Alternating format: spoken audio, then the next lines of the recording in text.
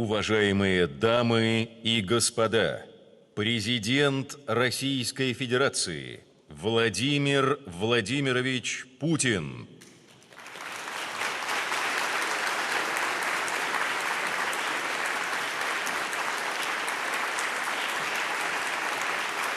Спасибо большое. Прошу вас.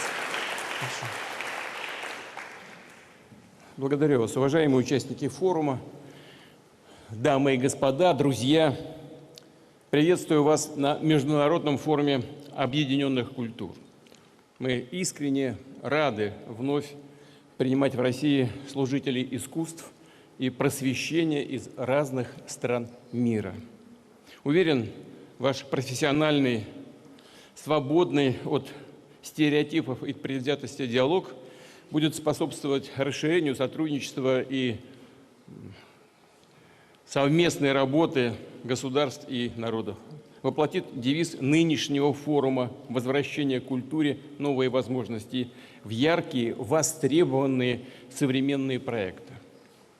Глубоко символично, что в этом году одна из главных площадок форума находится вот здесь, в Царском Селе. Надеюсь, все вы насладитесь этими прекрасными шедеврами, этими интерьерами замечательными. Великолепие Екатерининского дворца и его парковых ансамблей рождено гармонией разных культурных традиций, воплощает способность народов объединяться идеями, вместе создавать от поколения к поколению произведения искусства. Все это служит зримым свидетельством объединяющей и созидательной силы культуры. В этих подходах суть и смыслы нашего форума. Они отражают значимость для всего мира языков, обычаев, художественного наследия каждого народа, высочайшую ценность их многообразия, которое в своей гармонии и формирует нашу цивилизацию. Все наши форумы, сейчас проходят уже 11-й, утверждали главный, ключевой принцип. Чем ярче, насыщеннее, самобытнее это многообразие, тем богаче наше общее культурное достояние, тем стабильнее и успешнее будущее всей планеты. Мы в России твердо знаем, национальная культура может развиваться и обогащаться только во взаимодействии с другими культурами. Наша страна изначально складывалась именно как многонациональная. И именно этот бесценный дар определил ее неповторимую культурную палитру. И статус державы поистине великой своим искусством, наукой, литературой. Кстати, литературное творчество уже сама по себе прекрасная среда для общения. И мы выступаем за укрепление взаимодействия писателей разных стран. История доказывает, самые яркие периоды расцвета культур происходят во времена их активного взаимодействия с внешним миром. И наоборот, когда общество замыкается в себе и слепо догматично верит в свою исключительность и превосходство над другими, наступает период духовного и интеллектуального кризиса, а следом упадок культуры и стагнация, причем во всех сферах жизни. Мы должны стремиться к балансу между сохранением национальных ценностей и открытостью к тем влияниям, которые способствуют развитию и прогрессу. Смешение традиций и техник зачастую создает шедевры мирового уровня, а личные контакты помогают художникам, писателям, музыкантам находить нестандартные формы реализации своих талантов, стимулируют творческое мышление и появление новых направлений. Особую значимость диалог культур приобретает сейчас, в эпоху стремительного развития технологий, включая и искусственный интеллект. Они делают сегодняшний мир все более взаимосвязанным, открывают колоссальные возможности для созидания, смелых экспериментов и новаторства, в том числе, разумеется, и в культуре. При этом наша общая задача – избежать рисков, негативных социальных и общественных последствий, в частности, размывания девальвации ценностей свободы и прав человека, этических и нравственных норм, утраты национальных особенностей и культурного разнообразия, без которых мировая гармония невозможна. Очевидно, что технологии способствуют ускоренному распространению идей. Искусственный интеллект, например, анализирует огромные объемы данных и предсказывает тенденции развития. Однако полагаю, что оригинальные решения, способные привести к открытиям и прорывам в науке, искусстве, социальной сфере, могут дать лишь вдохновение и гений человека, настоящего мастера и творца. И, конечно, взаимодействие, взаимное доверие представителей разных культур. Человечеству предстоит освоить новую реальность и одновременно сохранить корни, которые служат нам опорой. Мы верим, что мир будущего – это мир не эгоистов, целиком погруженных в киберпространство, и не одиночек, живущих по принципу «каждый сам за себя», а людей, которые все так же ценят любовь и дружбу, дорожит своими близкими, понимает свою неразрывную связь с обществом и ответственность перед ним. Не случайно у нас в России многие программы развития сферы культуры сконцентрированы в национальном проекте «Семья». Видим в этом залог решения вопросов демографии, формирования условий для самореализации молодежи и ее успешного будущего, воспитания достойных граждан на прочном фундаменте отечественной и лучших примеров мировой культуры. Для России приоритет – поддержка семей с детьми, укрепление авторитета института семьи, его ценностей. Ведь наша идентичность и сам национальный характер глубоко укоренены в семье. Она учит, воспитывает, передает традиции и является главным хранителем нашей культуры. И, конечно, многие из сидящих здесь, практически все знают одно из классических определений культуры. Это информация, передаваемая от поколения к поколению. И те самые духовно-нравственные ценности – это результат неустанного труда, поиска не одного десятка поколений. И каждая приращивала свое новое миропонимание к уже существовавшему до него. Все, что мы сегодня называем наследием, в момент своего создания было остро современным искусством. Будь то известная каждому, наверное, гражданину России повесть временных лет или художественный авангард начала XX века. Да и великие классики российские – Пушкин, Лермонтов, Гоголь, Толстой, Достоевский, Чехов и многие другие были авторами произведений, опережавших свое время, вызывавших тогда самые горячие споры, тогда, когда они творили. Но именно такое новаторство создавало традицию, живую, открытую к переменам и отвечающую запросам общества. И для того, чтобы она продолжалась, ее должны обогащать новые поколения мастеров. Отрадно, что сегодня в России в разных сферах культурной жизни происходит заметное обновление. Набирают новую силу творческие объединения, союзы, и в том числе Союз писателей России, например, который консолидирует в своих рядах ярких представителей литературного сообщества. Во главе ведущих театров, музыкальных и художественных коллективов встают молодые творцы.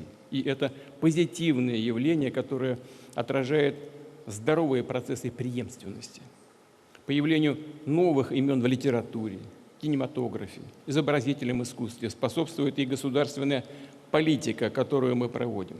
В России на законодательном уровне закреплены задачи всесторонней поддержки молодежи, содействия в реализации прав на свободу всех видов творчества, помощи в части раскрытия талантов и дальнейшего профессионального роста. Доступное и качественное обучение одаренных детей обеспечивает не имеющая в мире аналогов отечественная система непрерывного творческого образования. Это специализированные школы, училища, высшие учебные заведения. Мы ежегодно проводим множество фестивалей и конкурсов разного рода для юных актеров, художников, музыкантов, танцоров. Поддержку перспективным начинаниям, профессионалам оказываем и через систему премий, грантов, стипендий. Значительное внимание уделяем развитию региональных центров культуры. Это позволяет находить и раскрывать таланты даже в небольших городах и поселках, обеспечивая равные стартовые возможности для одаренной молодежи, для всех жителей нашей страны. Конечно, здесь еще очень многое нужно сделать, особенно в работе по малым городам, по небольшим населенным пунктам. Но вот эту тенденцию она все-таки набирает обороты, мы обязательно будем поддерживать. Мы открываем в регионах новые театры и концертные залы, дома культуры и галереи, центры народного творчества, традиционных промыслов и ремесел. Восстанавливаем, реставрируем объекты культурно-исторического наследия и обеспечиваем все условия для участия в таких проектах граждан, общественных организаций, меценатов, представителей бизнеса. Хочу, кстати, представителей бизнеса поблагодарить за это участие. Рассчитываем, что наши успешные практики в сфере культуры могут быть востребованы и в других странах нашими друзьями. И мы, безусловно, готовы делиться этим опытом со всеми партнерами. Вместе с ними наполнять глобальное культурное пространство яркими событиями. Одно из них я хотел бы и представить сегодня. Дорогие друзья, мы признательны нашим единомышленникам, которые поддержали инициативу России возродить международный музыкальный конкурс «Интервидение». Эту замечательную площадку, где песни отражали самобытность народов, многообразие культуры и традиций. Убежден, современное интервидение в полной мере сохранит эту атмосферу творчества и дружбы. Станет еще одним подтверждением того, что подлинное искусство не имеет границ, а его объединяющая сила безмерна. Я желаю всем конкурсантам успешных выступлений. Нет сомнения, что они внесут свой значимый вклад в укрепление диалога культуры народов. И еще раз подчеркну, культурно-гуманитарному измерению мы придаем одно из приоритетных значений в рамках международного взаимодействия. Эта тема звучала и в ходе недавней встречи лидеров стран Шанхайской организации сотрудничества, в том числе в контексте планов противодействия экстремистской идеологии. Мы знаем, какие угрозы она несет и каким страшным трагедиям приводит. Считаем одной из важнейших задач в сфере культуры сохранение общей исторической памяти, которая по-настоящему роднит наши народы, питает их духовные узы, взаимопониманием и доверием. В этом году мы отмечаем 80-летие окончания Второй мировой войны, Великой Отечественной войны. Вечная благодарность фронтовикам и труженикам тыла, память о миллионах погибших мирных граждан, жертвах нацизма, гордость за поколение победителей стали неотъемлемой, значимой частью нашей культуры и по сей день воплощаются в произведениях искусства, живописи, книгах, фильмах, мемориалах. Служат воспитанию у молодежи ответственности за свою страну, за безопасность всего мирового сообщества. И убежден, роль культуры в международном сотрудничестве, в противодействии неонацизму, русофобии, антисемитизму и любым формам расизма, национальной и религиозной нетерпимости должна только расти. И здесь прежде всего рассчитываем на вашу поддержку, на помощь деятелей культуры, на конкретные инициативы, которые смогут обогатить наше общее гуманитарное пространство. Знаю, в программе форума запланировано много профессиональных дискуссий, творческих встреч. Ваши идеи и предложения постараемся максимально учесть в работе с партнерами во всех международных организациях, где мы активно присутствуем. Это и ШОС, о которой я уже сказал, и БРИКС, и другие международные структуры. Еще раз подчеркну, наша задача в современном мире – объединять усилия для сбережения самобытности и многообразия культур, традиций и мировоззрений. Идти вперед, поддерживать новаторство, вместе созидать истинное искусство, возвышающее созидание, поднимающее самые лучшие качества в душе человеческой, противодействовать угрозам исчезновения малочисленных культур и продвигать принципы справедливости и равенства в отношениях между народами, освобождая мир от предрассудков, двойных стандартов, попыток отменить ту или иную культуру. Мы должны стремиться к открытости и к уважению друг друга, быть готовы учиться новому, вносить свой вклад в укрепление и развитие мирового культурного пространства, а значит, в достойное, мирное, благополучное будущее наших народов. Я хочу пожелать вам самого лучшего, плодотворной работы и благодарю вас за внимание. Спасибо большое, что вы здесь с нами. Спасибо. Всего хорошего.